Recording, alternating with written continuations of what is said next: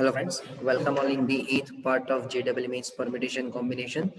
Last સેશનની અંદર આપણે ડીઅરેન્જમેન્ટના ટોપિકની ચર્ચા કરેલી અને એના જે બે ઇક્વેશન જોયેલા એમાંથી એક ઇક્વેશન વિશે ચર્ચા કરવાની બાકી હતી. તો આજે પહેલો એકાદ ટોપિક એક ક્વેશ્ચન એને રિલેટેડ જોઈશું અને ત્યાર પછી આપણે અમુક જનરલ જે હવે પર્ટિક્યુલર પરમ્યુટેશન એન્ડ કોમ્બિનેશનના બેઝ પર ક્વેશ્ચન્સ હશે એની આપણે ચર્ચા કરીશું. રાઈટ, તો હવે મિક્સ બેક ક્વેશ્ચન્સ આવશે આજના સેશનની. બહુ ધ્યાનથી સમજજો, બધા જ ક્વેશ્ચન મોસ્ટ ઇમ્પોર્ટન્ટ હશે. સ્ટાર્ટ કરીએ. તો આજના સેશનનો જે ફર્સ્ટ ક્વેશ્ચન છે એની આપણે વાત કરીએ. તો ગઈકાલે જે ડીઅરેન્જમેન્ટનો ટોપિક લાસ્ટ સેશનમાં આપણે સ્ટડી કરેલો એને જ આગળ કેરી ફોરવર્ડ કરીએ. તો અહીંયા તમને કીધું છે કે ભિન્ન રંગના 4 દડા છે. દડાના રંગ જેવા જ 4 રંગના ખોખા છે. તો રંગની સાપેક્ષે 2 દડા ખોખામાં મૂકવાની રીતોની સંખ્યા કેટલી? એટલે બેઝિકલી આનો તમે જો અર્થ સમજો ને તેવું કહેવામાં આવે છે કે 4 માંથી માત્ર 2 જ ખોખામાં સાચા રંગના દડા જવા જોઈએ, બાકીના 2 અલગ રીતે થવા જોઈએ. એટલે અહીંયા તમને એવું કીધું છે કે n બરાબર 4 અને r બરાબર 2. તો 2 દડા સાચા રંગના બોક્સમાં જાય. બરાબર, તો સૂત્ર એવું વિચારાય કે ગોઠવણી બરાબર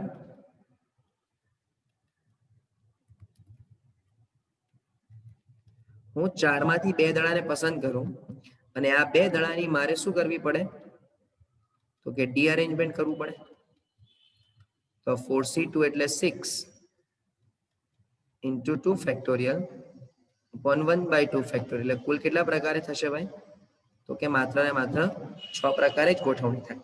એટલે ધારો કે તમે 4 રંગના દડા સમજી લો, 4 બોક્સ સમજી લો, લાલ, ભૂરો, કાળો, પીળો. તો એમાં કોઈ પણ 2 માં તમારે ફિક્સ કરી દેવાનું ને એ સિવાય બીજી 2 ગોઠવણીને અલગ અલગ રીતે તમારે ચેક કરવી પડે. તો એ ટોટલ કેટલી શક્યતાઓ મળશે? માત્ર ને માત્ર 6 શક્યતાઓ મળશે.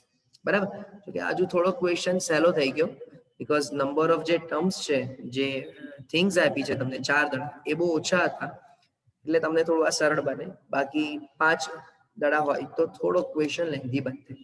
ઓકે, ચલો નેક્સ્ટ. ચલો હવે એઝ આઈ સેડ કે હવે મિક્સ બેક ક્વેશ્ચન્સ આવશે. રાઈટ, જેટલા પણ આપણે પોર્શન્સ ચેક કરવાના હતા પીએનસી ને રિલેટેડ એ આપણે વન બાય વન આપણે લેતા ગયા. બટ હવે કેટલાક મિક્સ બેક ક્વેશ્ચન્સ આવશે. એમાં જુઓ, પહેલો જે ક્વેશ્ચન છે એ કે મૂળાક્ષરો ABCDEF છે તમારી પાસે. ABCDEF માંથી એક સાથે પુનરાવર્તન સિવાય 3 મૂળાક્ષરો સાથે લેતા ઓછામાં ઓછો એક સ્વર આવે એવા કેટલા શબ્દ બનાવી શકાય? હવે ભાઈ ઓછામાં ઓછો એક સ્વર એટલે પહેલા તો તમે નક્કી કરો કે આપણી પાસે અહીંયા 2 સ્વર છે, ઈ અને ઈ, અને તમારે 3 જ અક્ષરનો શબ્દ જોઈએ છે.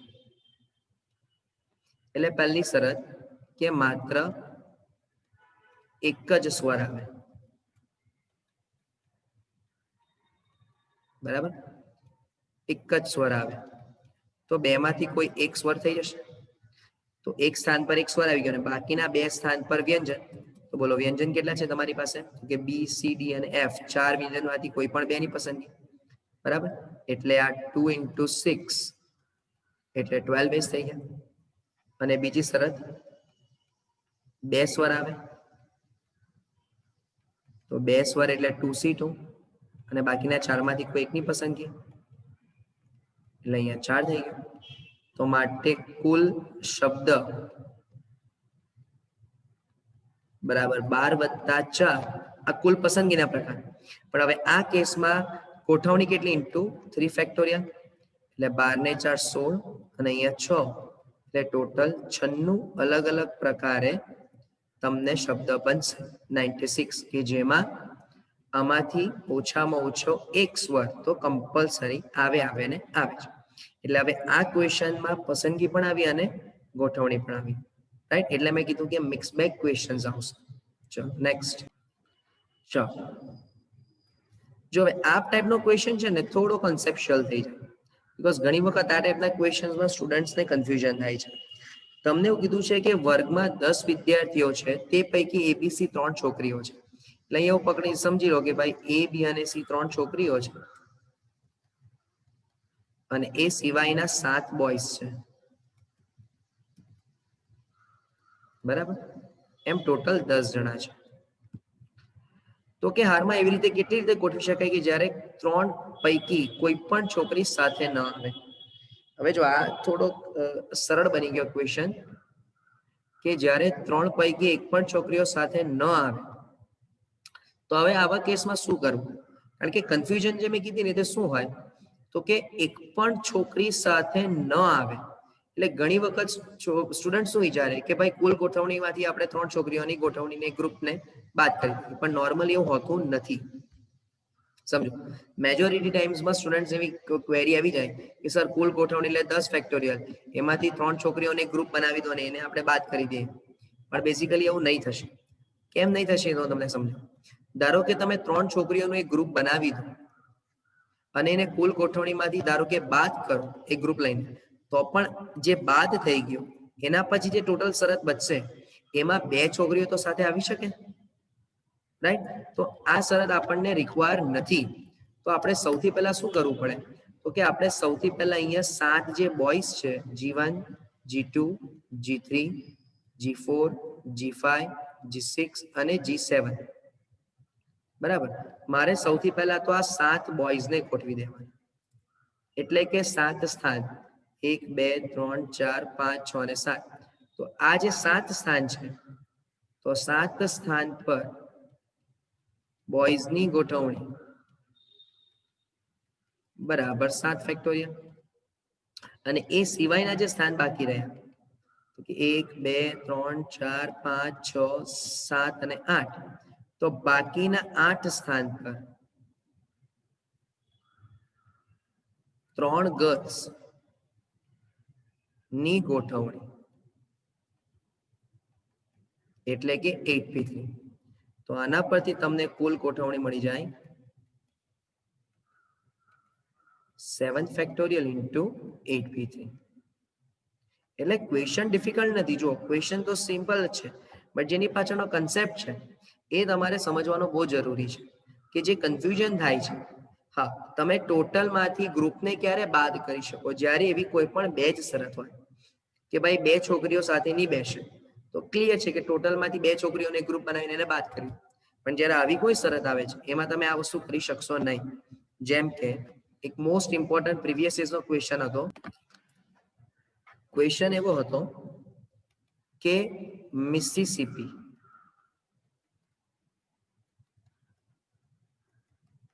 બરાબર, આમાંથી એવા કેટલા અલગ અલગ શબ્દ બને કે એક પણ આઈ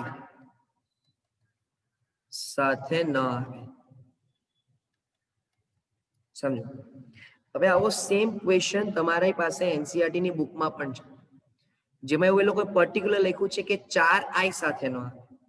હવે 4 આઈ સાથે ન આવે એટલે આપણે શું કરીએ કે ભાઈ કુલ ગોઠવણીમાંથી 4 આઈ ને ગ્રુપ તરીકે લઈને એને આપણે બાદ કરી દઈએ. તો તમારી વસ્તુ એકદમ સાચી. પણ જ્યારે અહીંયા શબ્દ એવો વાપરો છે કે એક પણ આઈ સાથે ન આવે, એનો મીનિંગ કે જો તમે એનસીઈઆરટી ની મેથડ વાપરો જે બુકમાં આપણી પાસે છે તો એનાથી તમને આન્સર મળવાનો નથી, એ રોંગ થશે. તો અહીંયા જે આમાં ઉપર જે કર્યું તે જ શું તો કે આઈ ને છોડીને M S S S S P અને પી, તો કે ભાઈ 1 2 3 4 5 6 અને 7, 7 ની ગોઠવણી કરી દો, બરાબર? તો 7 મૂળાક્ષરની ગોઠવણી બરાબર 7 factorial by 4 factorial into 2 factorial, કારણ કે એસ અને પી રિપીટ થાય છે. હવે એ સિવાયના જે સ્થાન બાકી રહ્યા 1 2 3 4 5 6 7 અને 8, તો તે સિવાયના સ્થાન પર 8 સ્થાન પર 4 આઈ ની ગોઠવણી બરાબર 8p4, પણ 4 4 સ્થાન પર રિપીટેશન જ આવશે એટલે બાય શું કરવું પડશે? 4 ફેક્ટોરિયલ કરવું પડશે. તો એનો મીનિંગ કે હવે કુલ ગોઠવણી કેટલી થઈ ગઈ? તો 7 factorial by 4 factorial into 2 factorial into 8c4 અથવા તો 8 factorial upon 4 factorial into 4 factorial. તો આ રીતે તમે વિચારી શકો. હવે આને તમે આવું પણ લખી શકો ને કે 7 into 6 factorial by 4 factorial 2 factorial into 8 factorial by 4 factorial 4 factorial. તો જે જેડબલઈ માં જ્યારે ક્વેશ્ચન પૂછાયો ત્યારે ઓપ્શન આવો હતો કે 7 ઇન્ટુ 6c4 ઇન્ટુ 8c4. આવો ઓપ્શન હતો, રાઈટ. સો આવા કેસમાં તમને થોડી કન્ફ્યુઝન થઈ જાય, એટલે માટે આ ક્વેશ્ચનનું પર્ટિક્યુલર અત્યારે તમને મેં કરાવી દીધો. ઓકે, સો આ ખાસ ધ્યાન રાખજો. ચાલો જુઓ નેક્સ્ટ ક્વેશ્ચનની અંદર તમને એવું કીધું છે કે અરેન્જ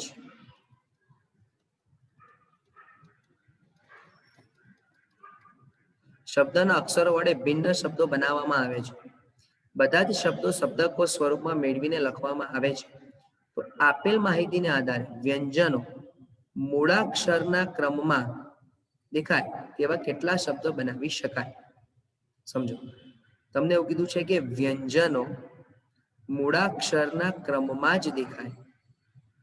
હવે બેઝિકલી અહીંયા છે ને સ્વર હોવું જોઈએ. ચાલો કઈ નહીં, આપણે જોઈ લઈએ. મૂળાક્ષરો વ્યંજન વાળો પણ સવાલ જોઈએ, કારણ કે આવો એક જે ક્વેશ્ચન પ્રીવિયસ યર્સમાં પૂછાઈ ગયેલો એમાં સ્વરને રિલેટેડ ક્વેશ્ચન હતો. એનીવેઝ અહીંયા આપણને આપ્યું છે. તો અચ્છા, હવે ધ્યાનથી સમજો તમે. હવે તમને એવું કીધું છે કે અલગ અલગ શબ્દ બનાવવાના જેમાં વ્યંજન હંમેશા મૂળાક્ષરના ક્રમમાં જ દેખાય. એટલે એનો મિનિંગ શું તે સમજો. તો પહેલા તો આમાં વ્યંજન કેટલા છે? તો કે વ્યંજન છે એન, જી, આર અને આર. તો હવે હું એક સિમ્પલ વસ્તુ સમજાવું ધારો કે ટોટલ 1 2 3 4 5 6 અને 7 સ્થાન છે. આ 7 સ્થાન પર તમે કોઈ બી પ્રકારે ગોઠવણી કરો, કોઈ બી, પણ તમને જે શરત માંગી છે એમાં જ્યારે પણ વ્યંજન ગોઠવાશે તો મૂળાક્ષરના ક્રમમાં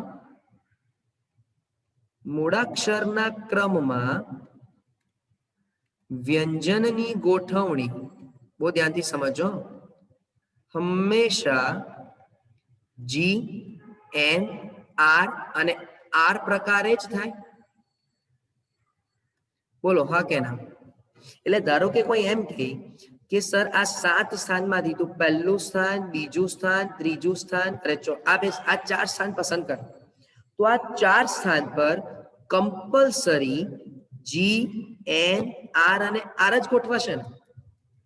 કારણ કે તને એવું એના અંદર શબ્દ વાપર્યો છે કે વ્યંજન હંમેશા મૂળાક્ષરના ક્રમમાં જ દેખાવા જોઈએ. હા કે ના? ધારો કે કોઈ એમ કહે કે સર મારે આ પહેલું આ 4 લેવા છે, તો પણ આમાં ગોઠવણી તો થશે માત્ર ને માત્ર એક જ રીતે. સમજો, ટોટલ આપણી પાસે 3 7 મેં 3 ને 3 6 ને 1 7 સોરી સમજો. એટલે કહેવાનો પોઈન્ટ મારે એવો છે કે જો હું 7 સ્થાનમાંથી, તો ઇમ્પ્લાઇઝ 7 સ્થાનમાંથી 4 સ્થાનની પસંદગી કરી લઈએ.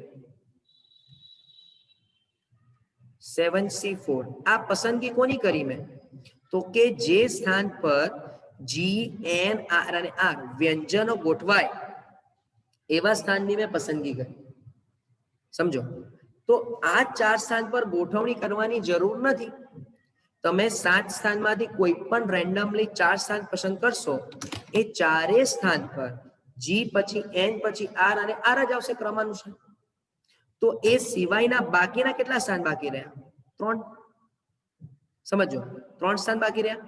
તો તે સિવાયના 3 સ્થાન પર એટલે અહીંયા આપણે લખી દઈએ, આપણે એવું લખી દઈએ કે તે સિવાયના 3 સ્થાન પર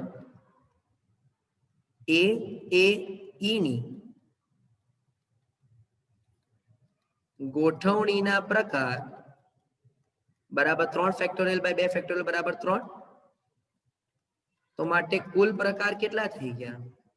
તો કે 7C4 into 3 એટલે 35 ગુણ્યા 3 એટલે 105. બરાબર? બહુ ધ્યાનથી સમજજો ભાઈ. આ શરત તમને એને એવું કીધેલું હતું કે વ્યંજન હંમેશા ક્રમાનુસાર જ આવવા જોઈએ. તો આપણે જે ટોટલ સ્થાન હતા એમાંથી 4 સ્થાન એવા પસંદ કર્યા કે જેમાં વ્યંજન માત્ર ને માત્ર એક જ રીતે ગોઠવાય. આવો જ સેમ ક્વેશ્ચન જો ભૂતકાળના વર્ષોમાં પૂછાઈ ગયેલો કે ગાર્ડન શબ્દના અક્ષરોનો ના ઉપયોગથી બનતા શબ્દમાં સ્વર હંમેશા મૂળાક્ષરના ક્રમમાં જ આવે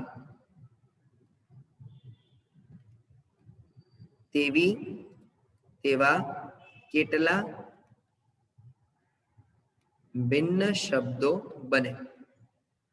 હવે અહીંયા તમે ઓબ્ઝર્વ કરો ને ભાઈ, તો પહેલા તો ગાર્ડનની અંદર બે જ મૂળાક્ષર છે, સ્વર બે જ છે, અને ટોટલ 1 2 3 4 5 ને 6. તો હું શું કરીશ સૌથી પહેલા, તો કે 6 માંથી 2 સ્થાન ની પસંદગી કરી લો.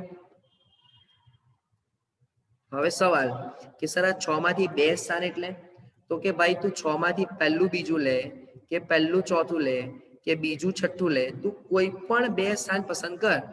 એ બંને સ્થાન પર હંમેશા ગોઠવણી એ અને ઈ એક જ રીતે થવાની, હા કે ના?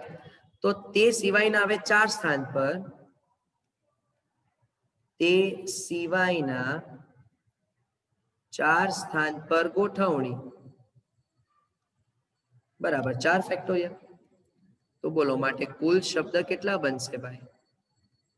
તો કે 62 into 4 ફેક્ટોરિયલ. 62 એટલે 15, અથવા તો આવો આન્સર બી લખી શકાય ને કે 6 ફેક્ટોરિયલ ના છેદમાં 2 ફેક્ટોરિયલ 4 ફેક્ટોરિયલ into 4 ફેક્ટોરિયલ. તો જવાબ 360. That's it. હોપ આ પોઈન્ટ પણ સમજમાં આવ્યો હોય. હા, અહીંયા જે મેં શરત લીધી છે તે બહુ ધ્યાનથી સમજજો, રાઈટ? કારણ કે આ ક્વેશ્ચનને સોલ્વ કરવામાં ઘણી વખત કન્ફ્યુઝન થાય છે. આના જેવો એક બીજો ક્વેશ્ચન જોઈએ, જુઓ. ચાલો સમજો. સેમ જ કન્સેપ્ટનો યુઝ કરવાનો છે. તમને એવું કીધું છે કે 10 વ્યક્તિ પૈકી એબીસી કાર્યક્રમમાં બોલવા આવે છે. બી હંમેશા એ પહેલા ઈચ્છે છે અને સી હંમેશા બી પહેલા જ ઈચ્છે છે. તો કેટલી રીતે બોલાવી શકાય? હવે તમે સમજો. ધારો કે તમે 10 સ્થાન વિચારો, બરાબર? 2 3 4 5 6 10. હવે આ 10 સ્થાનમાં એબીસી માં હંમેશા તમે કોઈ બી 3 સ્થાન પસંદ કરો. ધારો કે ત્રીજું સ્થાન, આ સ્થાન અને 10મું સ્થાન. તો કમ્પલસરી એ, બી અને સી ની શરત શું હશે? તો કે પહેલા એ બોલવા જશે, પછી બી બોલવા જશે અને પછી જ સી બોલવા જશે. બોલો હા કે ના? તમે આ 10 માંથી કોઈ પણ 3 સ્થાન પસંદ કરી લો, એ 3 સ્થાન પર એ, બી અને સી તો એક જ રીતે ગોઠવાશે, બરાબર? તો એનો મીનિંગ કે પહેલા તો આપણે 10 માંથી 3 સ્થાન પસંદ કરી લઈએ. 3 સ્થાનની પસંદગી, તો એ થઈ જશે 10C3, રાઈટ? હવે આ 3 સ્થાન સિવાયના, તો કે ભાઈ તે સિવાયના 7 સ્થાન પર ગોઠવણી બરાબર 7 ફેક્ટોરિયલ. તો બોલો કુલ ગોઠવણી કેટલી રીતે થશે ભાઈ? તો કે 10C3 into 7 ફેક્ટોરિયલ. તો આ 10 factorial by 3 factorial into 7 factorial into 7 factorial. તો આન્સર 10 ફેક્ટોરિયલ by 6 થઈ જશે. તમે જુઓ, સેમ જ કન્સેપ્ટના આપણે ક્વેશ્ચન્સ જોઈએ, બરાબર? સો આ કન્સેપ્ટ મગજમાં યાદ રાખવું પડે કે જ્યારે આવી શરત આવે તો કઈ રીતે ક્વેશ્ચન સોલ્વ કરી શકાય, રાઈટ? ત્યાર પછી JEE માં ફ્રીક્વન્ટલી પૂછાતો એક કોઈ ટોપિક હોય ને ભાઈ, તો એ ડિક્શનરી રેન્કનો ટોપિક છે, બરાબર? તમને એવું કીધું છે કે રચિત શબ્દના અક્ષરોને બધી જ શક્ય રીતે ગોઠવવામાં આવે તો આ શબ્દકોશ પ્રમાણે લખવામાં શબ્દનો ક્રમ કેટલો હશે? હવે એટલે આને એવું કહેવાય કે ડિક્શનરી રેન્ક શોધો. ડિક્શનરી રેન્ક શોધો. કોનો? તો કે રચિત શબ્દનો ડિક્શનરી રેન્ક શોધવો છે. હવે છે આની મેથડ બી છે અને શોર્ટ ટ્રિક બી છે. આપણે શોર્ટ ટ્રિક થી જ સમજીએ, બરાબર? પછી ધારો કે સમજવું હોય તો આપણે થિયોરેટિકલ કન્સેપ્ટ બી સમજીશું કે કેવી રીતે આવે. પણ ધારો કે તમને ડિક્શનરી રેન્ક શોધવાનું કહે છે, વર્ષો પહેલાનો એક કોમન શબ્દ હતો સચિન. આ JEE માં પૂછાયો હતો, બરાબર? ત્યાર પછી 2020 અને 2019 માં પણ એકાદ બે ક્વેશ્ચન્સ આવા ડિક્શનરી રેન્કને ડિપેન્ડન્ટ પૂછાઈ ગયા. તો હવે આ મેથડમાં કરવાનું શું? સૌથી પહેલા તો કે રચિતને એઝ ઇટ ઇઝ લખીને એના અંદરના આલ્ફાબેટ્સ ને નંબર આપી દો ઓર્ડરમાં. એટલે કે રચિતમાં સૌથી પહેલું આવશે એ, પછી આવશે બીસી એટલે કે સી, પછી આવે એબીસીડી એફજી એચ, પછી આઈ, બરાબર, પછી આવે આર અને છેલ્લે આવશે ટી. મેં પહેલા તો રચિતમાં આવતા મૂળાક્ષરોને આલ્ફાબેટિકલ ઓર્ડરમાં નંબર્સ આપી દીધા. હવેનું કામ તમારું, હવે શું કરવાનું તો કે તમે 6 ની રાઈટ સાઈડ પર જુઓ. 6 ની રાઈટ સાઈડ પર, તો 6 ની રાઈટ સાઈડ પર તમને 6 કરતા કોઈ નાનો અંક દેખાતો નથી એટલે 0 લખશો તમે. 4 ની રાઈટ સાઈડ જુઓ તો પણ નથી કોઈ એટલે 0. 3 ની રાઈટ સાઈડ પર નથી, 2 ની રાઈટ સાઈડ પર નથી, 1 ની રાઈટ સાઈડ પર નથી. તમે 5 ની રાઈટ સાઈડ પર જાઓ તો 5 ની રાઈટ સાઈડ પર 1 2 3 અને 4, તો 4 અંક નાના હતા એટલે મેં અહીંયા 4 લખી દીધું. ફરીથી સમજો, સૌથી પહેલા તો તમારે આલ્ફાબેટિકલ ઓર્ડરમાં નંબરિંગ આપી દેવાના, નંબર્સ આપી દેવાના. ત્યાર પછી જે નંબરની રાઈટ સાઈડ એના કરતા કોઈ નાનો રેન્ક હોય, નંબર હોય, તો એ જેટલા નંબર હોય એટલા તમારે લખવાના. જો કોઈ નથી તો 0. તો પછી અહીંયા લેફ્ટ સાઈડથી 0 factorial, 1 factorial, 2 factorial, 3 factorial, 4 factorial અને 5 ફેક્ટોરિયલ. અને હવે આ જે ટર્મ્સ છે તેનો ગુણાકાર 0 0 0 0 0 અને અહીંયા 5 ફેક્ટોરિયલ 120, 12 ચોક 48 એટલે 480 ને આ બધાનો સરવાળો એટલે 480 વત્તા 1 એટલે 481 રેન્ક હશે. કોનો? તો કે રચિત. એટલે હવે હું એક કન્સેપ્ટ સમજાવું, સમજો. એનો મીનિંગ એવો થયો કે 481મો રેન્ક હશે. હવે જુઓ, આને સમજવાનો ટ્રાય કરીએ કે ભાઈ રચિત હશે તો જ્યારે રચિતથી બનતી ડિક્શનરી હશે એના બધા મૂળાક્ષરો, તો સૌથી પહેલો શબ્દ એ થી શરૂ થશે, હા કે ના? હવે એ થી શરૂ થતા શબ્દમાં પાછળ બાકીના 1 2 3 4 અને 5, આ 5 તો કોઈ બી રીતે ગોઠવાય, 1 2 3 4 5, તો એ તો 5 ફેક્ટોરિયલ વેથી ગોઠવાશે. કારણ કે જ્યારે પણ ડિક્શનરીમાં એ થી શરૂ થતા હશે તો એ થી શરૂ થતા જ્યારે બધા શબ્દ વિચારશો એમાં કશે પણ આર થી શરૂ થતો શબ્દ આવવાનો નથી. ચાલો પછી આર પછી ડિક્શનરીમાં શું આવશે? સી આવશે, તો એમાં પણ 5 ફેક્ટોરિયલ. સી પછી એચ આવશે તો એમાં પણ 5 ફેક્ટોરિયલ. ત્યાર પછી આઈ થી શરૂ થતો શબ્દ હશે તો એમાં પણ 5 ફેક્ટોરિયલ. હવે સીધો આવી જશે આર, તો મને આર જોઈએ છે, સમજો. હવે આર થી શરૂ થતા શબ્દમાં પણ આર પછી કોણ આવે? તો કે એ આવશે. ચાલો બોલો, મને આર પછી એ જોઈએ જ છે તો એ એઝ ઇટ ઇઝ રાખો. હવે એ પછી કોણ આવશે આલ્ફાબેટિકલ ઓર્ડરમાં? સી, તો મને ભાઈ સી પણ જોઈએ છે. સી પછી કોણ આવશે? એચ. એચ પછી કોણ આવશે? આઈ ને પછી ટી. એનો મીનિંગ કે રચિતથી બનતી મૂળાક્ષરો, રચિતના મૂળાક્ષરોથી બનતી ડિક્શનરીમાં જેવો આર થી શરૂ થતો શબ્દ હશે એમાં પહેલો જ શબ્દ રચિત હશે તો એની ઉપર કેટલા ગયા? તો કે 5 5 5 480 વત્તા 1 એટલે કે 481માં રેન્ક પર રચિત હશે. ને તમે જોઈ લો અહીંયા એ જ આપણે કહ્યું છે. ઓકે, આ પોઈન્ટ સમજમાં આવ્યો. તો હવે સવાલ ઉભો એ થાય કે સર આમાં રિપીટેશન આવે તો શું? તો જોઈ લો. તો ધારો કે હવે રિપીટેશન આવ્યું માનો, બરાબર, તો પેટર્ન તો એ જ કરવાની. ચાલો સૌથી પહેલા આલ્ફાબેટિકલ ઓર્ડરમાં નંબર આપી દો. સર આમાં તો ઈ 2 વખત છે તો ભાઈ લેફ્ટ સાઈડ પર જે હોય એને શરૂઆતનો રેન્ક આપો. એટલે ઈમાં લેફ્ટ સાઈડ પર પહેલું આઈ છે તો અહીંયા 1 આપો, અહીંયા 2 આપો, પછી એન આવી જશે, બરાબર, પછી ક્યુ આવી જશે ને પછી યુ આવશે, બરાબર. હવે સેમ પેટર્ન શું? તો કે 3 ની આગળ કોઈ નથી તો 0, અહીંયા પણ 0, અહીંયા પણ 0, અહીંયા 3, સોરી હા, અને અહીંયા પણ 3, કારણ કે 5 ની આગળ 1 2 3 3 નાના અંક છે. 4 ની આગળ પણ 1 2 ને 3 3 નાના આંકડા છે. હવે same 0 factorial, 1 factorial, 2 factorial, 3 factorial અને 4 ફેક્ટોરિયલ. પણ કન્ડિશન્સ અપ્લાય. સર યુ પહેલા, આ ઈ પહેલા કોઈ રિપીટેશન નથી, અહીંયા ઈ થી રિપીટેશન ચાલુ થયો તો છેદમાં 2 ફેક્ટોરિયલ. અહીંયા યુ પહેલા 2 વખત ઈ રિપીટ થયો, અહીંયા ક્યુ પહેલા 2 વખત રિપીટ થયો. ચાલો તો બસ બતાવી દો. ગુણાકાર ગુણાકાર એટલે 0 0 વત્તા 0 વત્તા બોલો 3 ફેક્ટોરિયલ ભાગ્યા 2 ફેક્ટોરિયલ એટલે 3 ભાગ્યા 6 ભાગ્યા 2 એટલે 3 3 તાલી 9 વત્તા 4 ફેક્ટોરિયલ એટલે 24 24 ભાગ્યા 2 એટલે 12 12 તાલી 36 36 ને 9 45 વત્તા 1 એટલે 46મો રેન્ક ક્વીન શબ્દનો હશે. ઓકે, સો હોપ આ રેપિટેશનનો પણ કન્ટેન્ટ તમારો ક્લિયર થયો હોય. અત્યારે હું તમને ટ્રાય કરવા આપું, સ્મોલ શબ્દને જાતે ટ્રાય કરજો. આ પ્રીવિયસ યર્સમાં JEE માં પૂછાઈ ગયેલો શબ્દ છે. ઓકે, સો હોપ કે આખો પોઈન્ટ તમને આજનું સેશન ક્લિયર થયું હોય. તો ફર્ધર આપણે નેક્સ્ટ સેશનમાં કન્ટિન્યુ કરીશું. Thank you from my side.